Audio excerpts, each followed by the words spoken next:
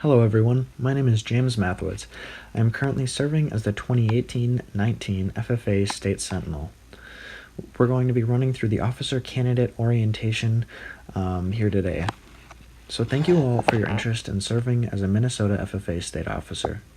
This brief presentation is designed to answer commonly asked questions, assure all candidates understand the commitment of serving as an officer, and to provide all applicants an equal introduction to the selection process and what is expected.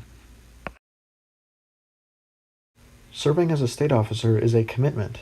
As an officer, regardless of which position you are elected to, you'll be the face of FFA and agricultural education in interactions with all kinds of groups and individuals. The best state officer candidates are excellent team members and have strong personal management skills, which allow them to excel not only in their FFA responsibilities, but at home and in school as well. They are aware that they are role models in person and online. State officers are constantly representing FFA, sometimes through information they develop and sometimes with prepared key messages. Officers receive lots of training, but should already be ambitious and positive leaders in personal and public settings. You will teach workshops and conferences and deliver meaningful key messages through speeches, greetings, or conversations. You'll help plan and execute events, and you'll be responsible for helping to build a strong future for FFA through your words and ideas. State officers are more than what they do. We are looking for young men and women with character. Officers with character are better role models, have stronger work ethics, and can be trusted to do the right thing.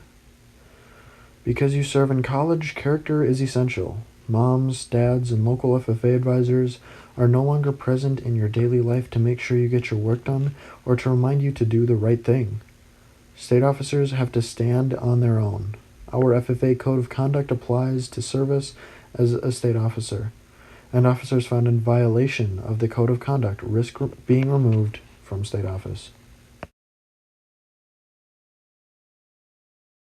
By submitting your application and running for office, you'll sign that you understand the expectations and commitments of an officer.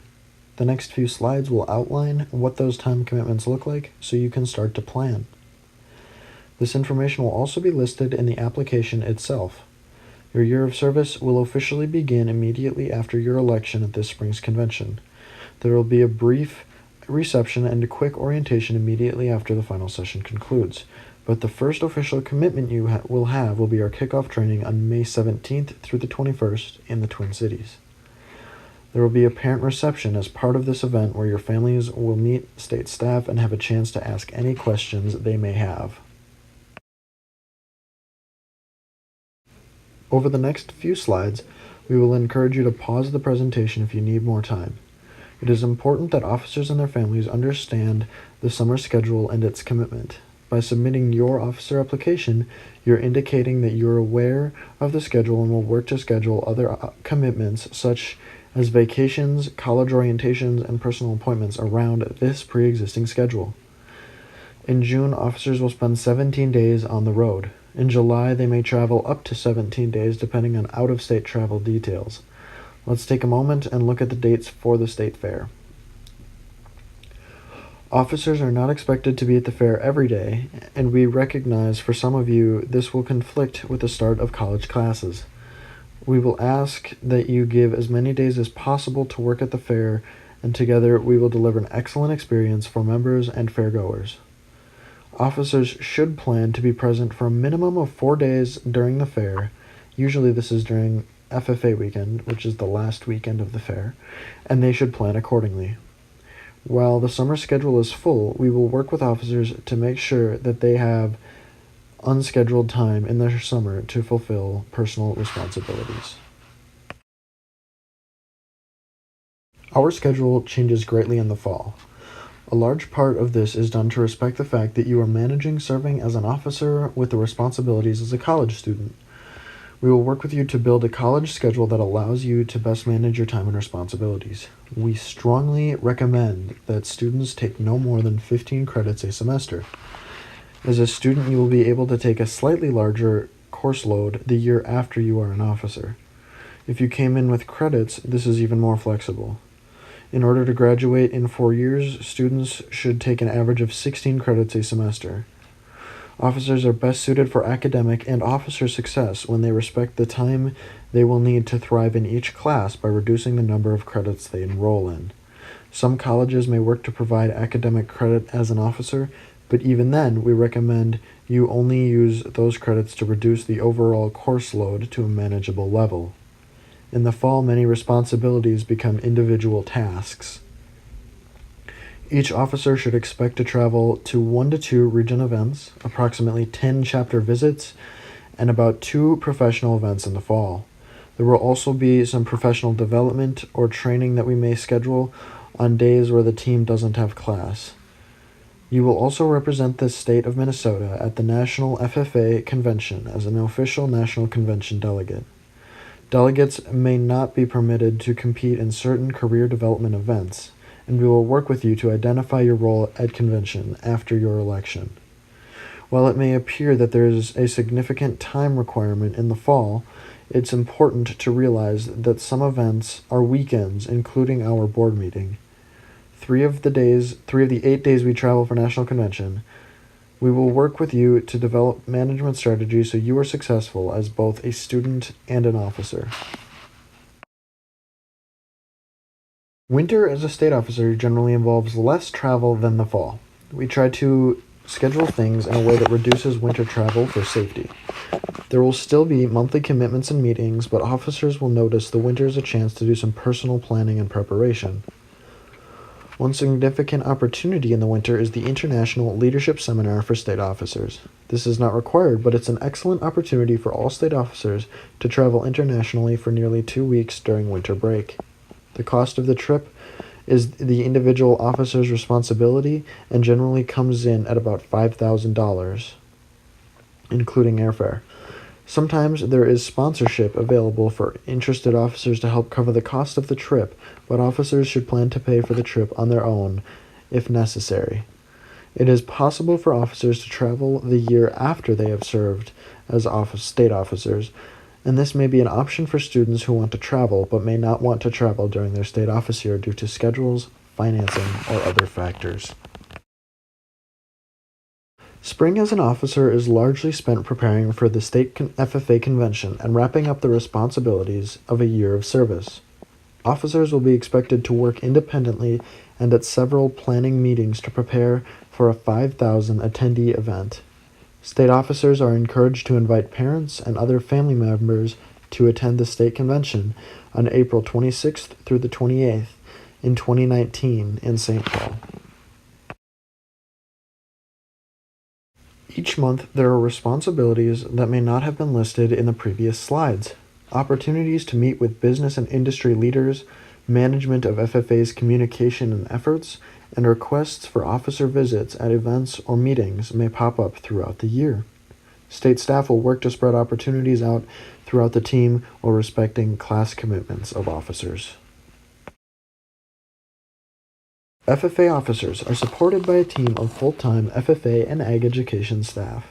FFA provides financial support to elected students to minimize their expenses as an officer. Support exists in 3 ways. First, officers can be reimbursed for travel and purchases that are required for state office. These reimbursements are the officer's responsibility to manage and must be submitted in a timely manner. Staff will support the officers through reminders to turn in expenses, but if an officer does not turn in the expenses in a timely manner, they may not be able to be reimbursed after the reimbursement period has passed. State staff will also work to minimize the reimbursement needed by officers by covering expenses for the students upfront whenever possible. Finally, FFA will provide some modest stipends and items outright to support the officers during their year of service. FFA does not reimburse officers for unallowable expenses. These expenses include parking or speeding tickets, insurance, fuel purchases, or unauthorized travel or expenses. State staff will explain allowable expenses to officers after they are elected. Now that you understand the expectations as an officer, let's quickly review the selection process. Applications are available online and must be submitted online by March 1st. Candidates must also send a $50 participation fee to the state FFA office. Only candidates advancing to the interview rounds of the selection process will have their participation fee processed. This fee covers just part of the cost for candidates to participate in the interviews on site at the state FFA convention. The state office will share information in the coming weeks about the locations and times for any available prep days that candidates may participate in. During the month of March, applications will be reviewed and interview finalists will be determined.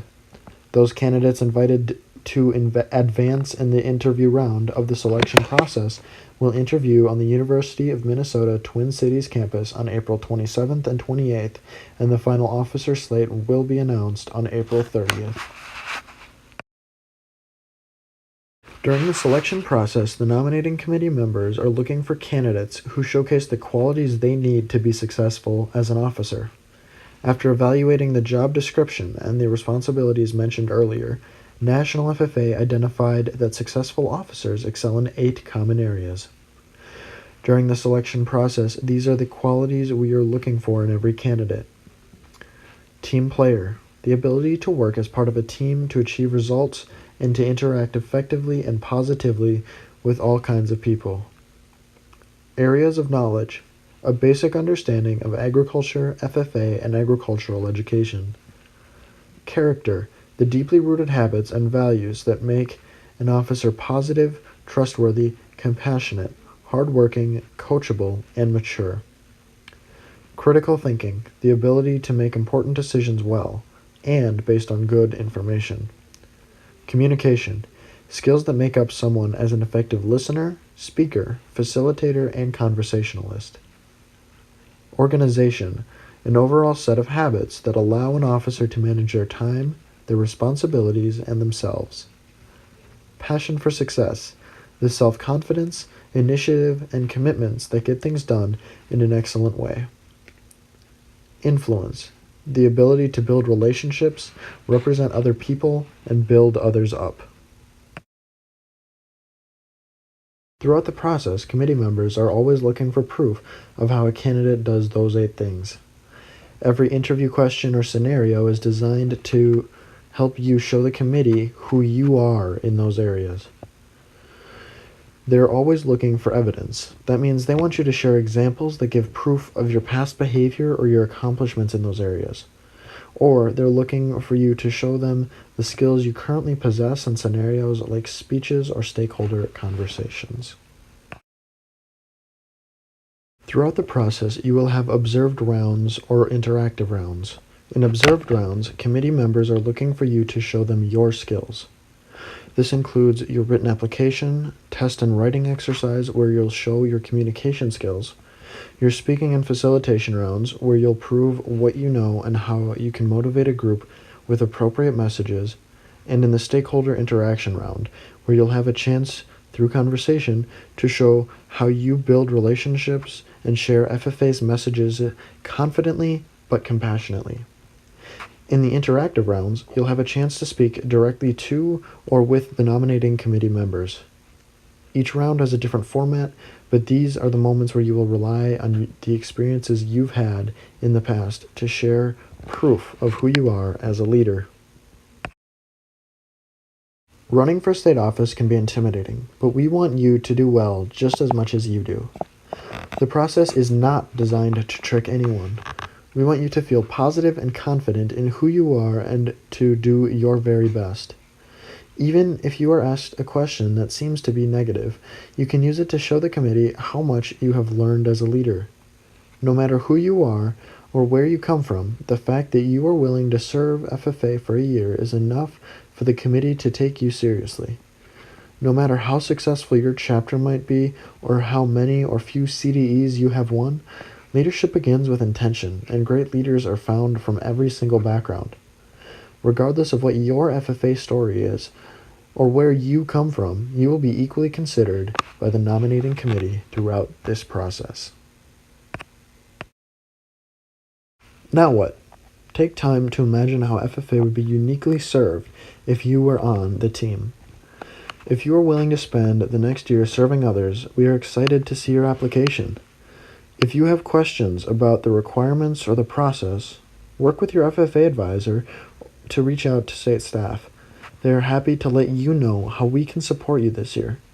Take time to think about how you can prepare for the process. State officer prep dates and locations will be made available after March 1st. Consider reaching out to past state officers, previous candidates, or nominating committee members for practice. Current state officers or members of the nominating committee this year cannot help you, but there are plenty of mentors out there who want to help you grow. Not every mentor is an FFA officer. It may be an English teacher, an alumni member, or your parents. They can all help you build a strong application. People are out there that want to help you succeed. You just have to ask. Thanks for taking time to review the expectations and requirements of State FFA office. You should share this webinar with your parents and advisors so they understand the time commitment and expectations. If you have any questions, reach out to the State FFA office. They'd be glad to help. You can begin the application process by finding the state officer application online at www.mnffa.org. You must submit the application online by March 1st. In order to complete your application, you'll be asked to certify that you reviewed this presentation in full. To do that for 2019, enter the code word ASPIRE in the space provided. Thanks again, and I wish you all the best of luck.